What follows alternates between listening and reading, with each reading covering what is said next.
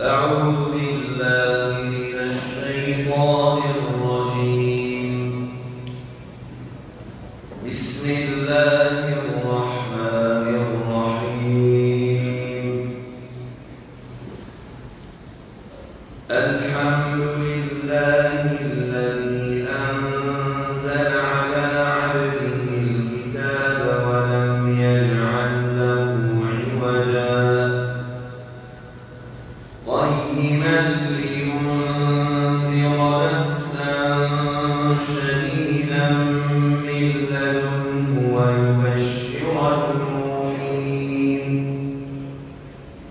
ويبشر المؤمنين الذين يعملون الصالحات أن لهم أجرا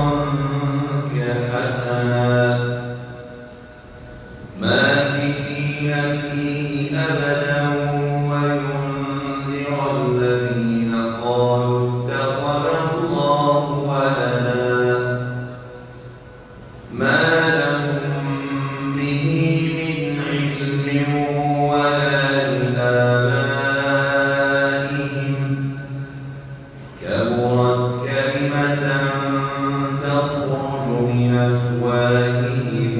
إن يقولون إلا كذبا فلعلك باخع نفسك على آثارهم إن لم يؤمنوا بهذا الحديث أسفا إنا جعلنا ما على الأرض زينة لها لنبلوهم أيهم أحسن عملا وإنا لجاعلون ما عليها صعيدا جرزا أم حسبت أن أصحاب الكهف والرقيم كانوا من آياتنا عجبا إذا الفتية إلى الكهف فقالوا ربنا آتنا من لدنك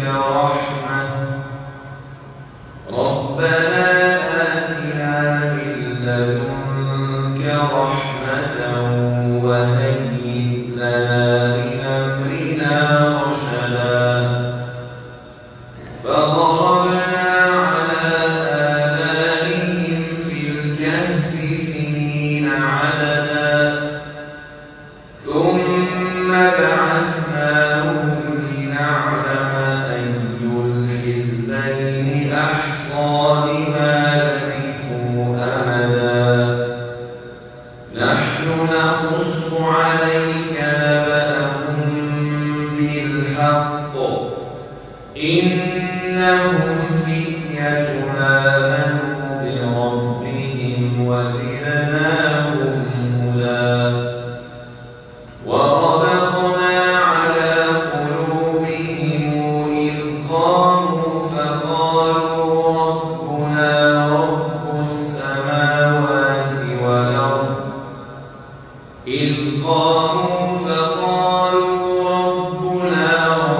السماوات والأرض لن ندعو من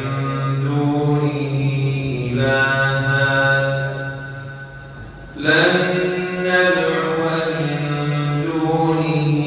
إلها لقد قلنا إذا شططا هؤلاء قومنا اتخذوا من دونه آلهة لولا يأتون عليهم بسلطان بين فمن أظلم ممن افترى على الله كذبا وإذ اعتزلتموهم وما يعبدون إلا الله فآووا إلى الكهف فآووا إلى الكهف ينشر لكم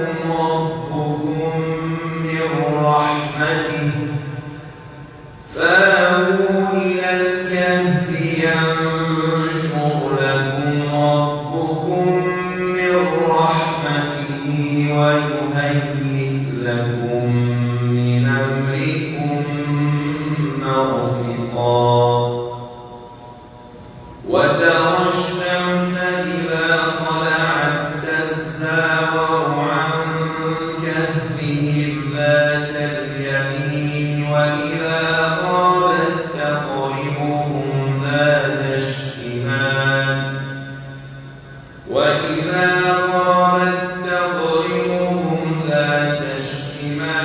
وهم في فجوة منه ذلك من آيات الله من يهد الله فهو المهتد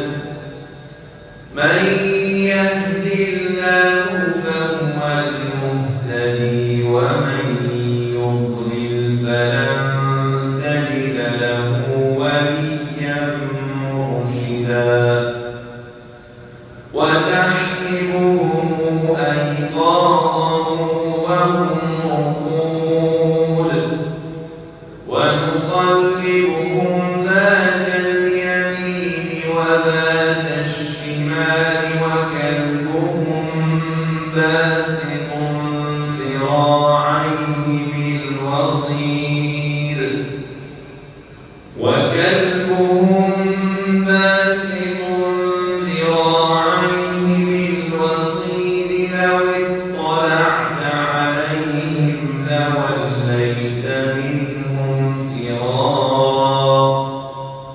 لو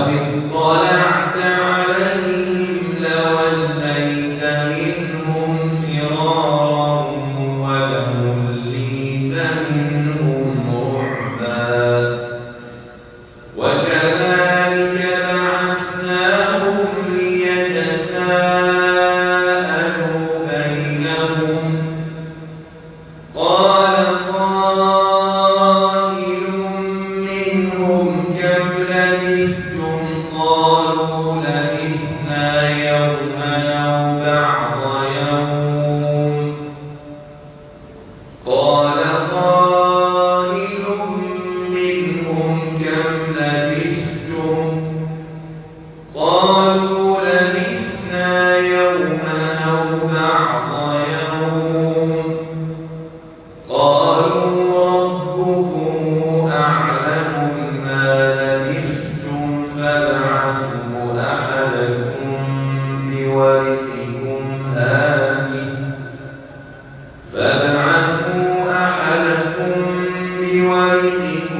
هذه إلى المدينة فلينظر أيها أزكى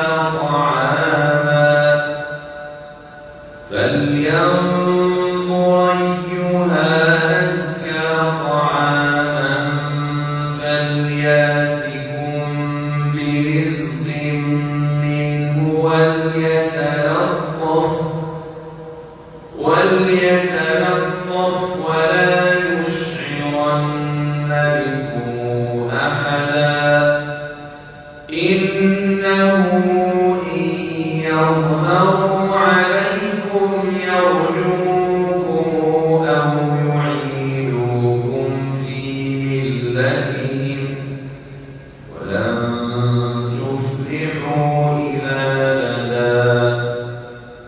وكذلك أعثرنا عليهم ليعلموا أن وعد الله حق وأن الساعة لا ريب فيها إذ يتنازعون بينهم أمرهم فقالوا ابنوا عليهم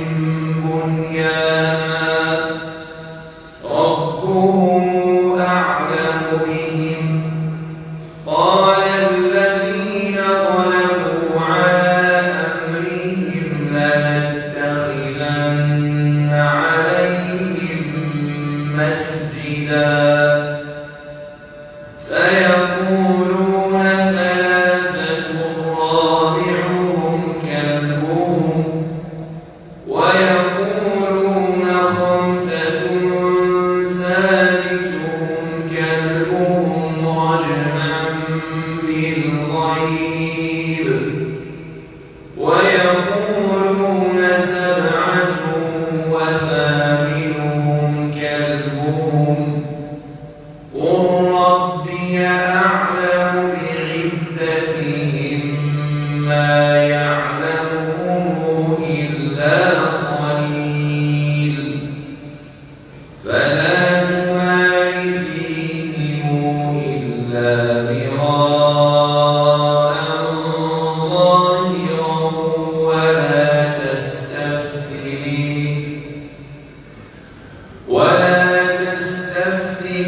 فيهم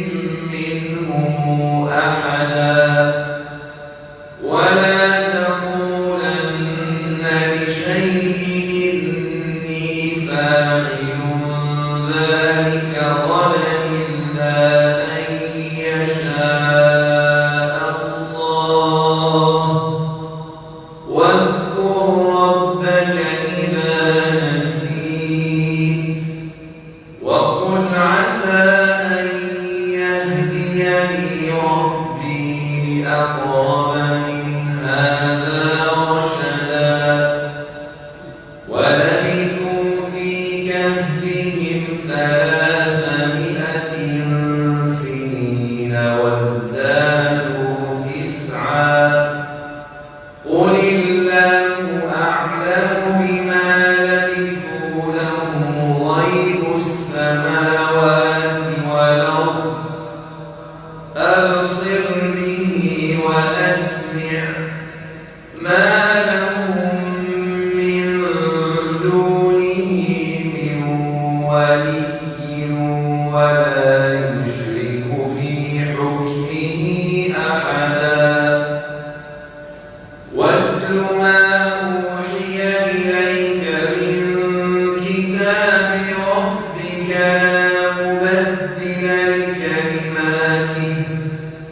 لا مبدل لكلماته ولن تجد من دونه ملتحدا واصبر نفسك مع الذين يدعون ربهم بالغداة والعشي يريدون وجهه ولا تعد عيناك عنهم تريد زينة الحياة الدنيا ولا تطع من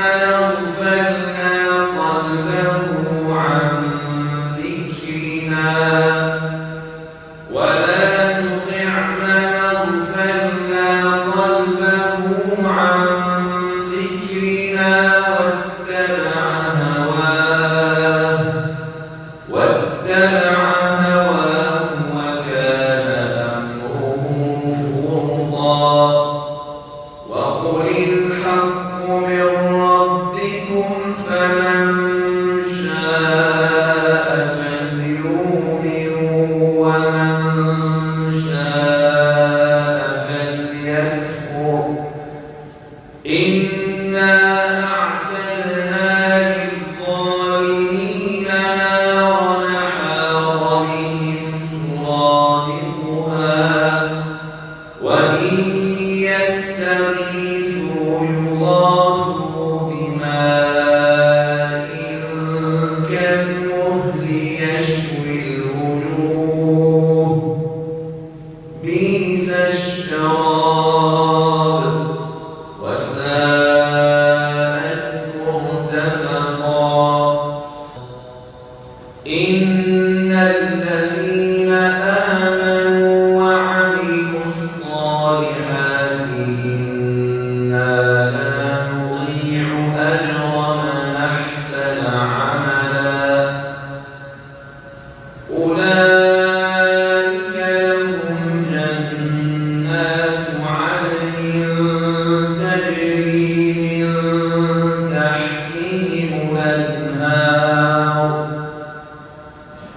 تجري من تحتهم الأنهار يحلون فيها بمساور من ذهب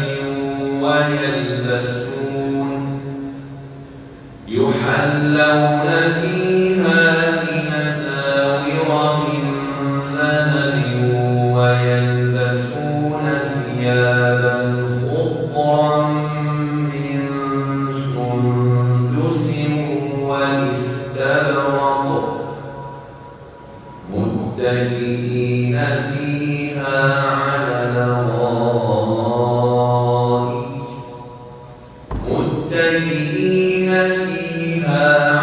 الأرائك نعم الثواب وحسنت مرتفقا واضرب لهم مثلا الرجلين جعلنا لأحدهما جنتين من أعناب وحففناهما بنخل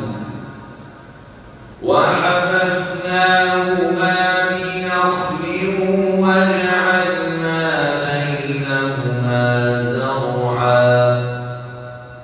كلتا الجنتين آتت أكلها ولم تظلم منه شيئا وفجرنا خلالهما نهرا وكان له ثمر فقال لصاحبه وهو يحاوره أنا أكثر منك مالا وأعز نفرا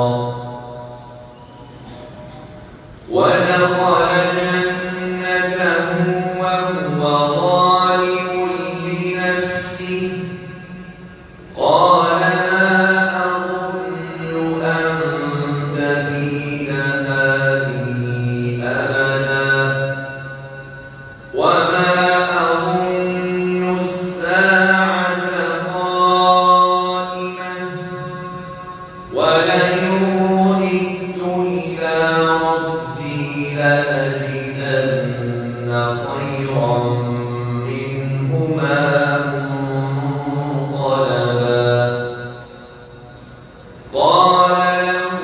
صاحبه وهو يحاوره أكفرت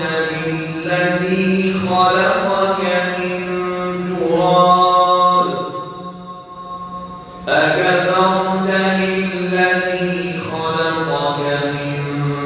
تراب ثم من نطفة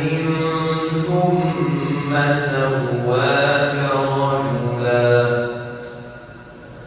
لكن هو الله ربي ولا أشرك بربي أحدا ولولا إذ دخلت جنتك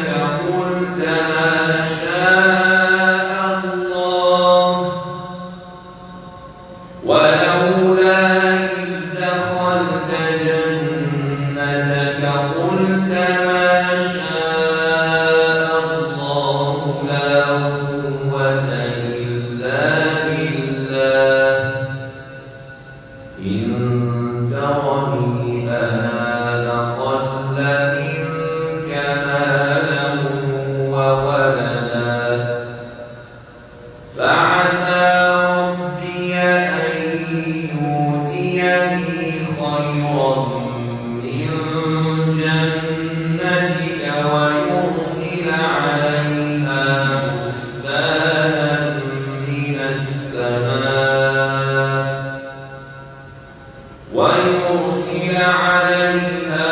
حسبانا من السماء فتصبح صعيدا زلقا أو يصبح ماؤها غورا فلن تستطيع له طلبا وأحيط بثمره فأصبح يقلب كفيه على ما أنفق فيها وهي خاوية على عروشها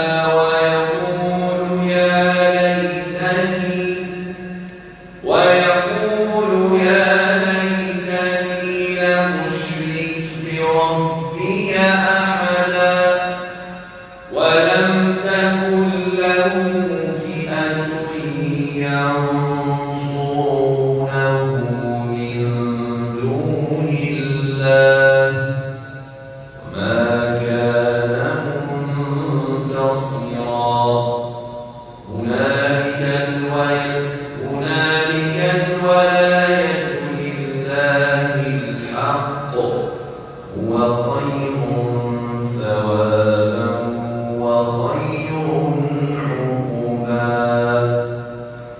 صدق الله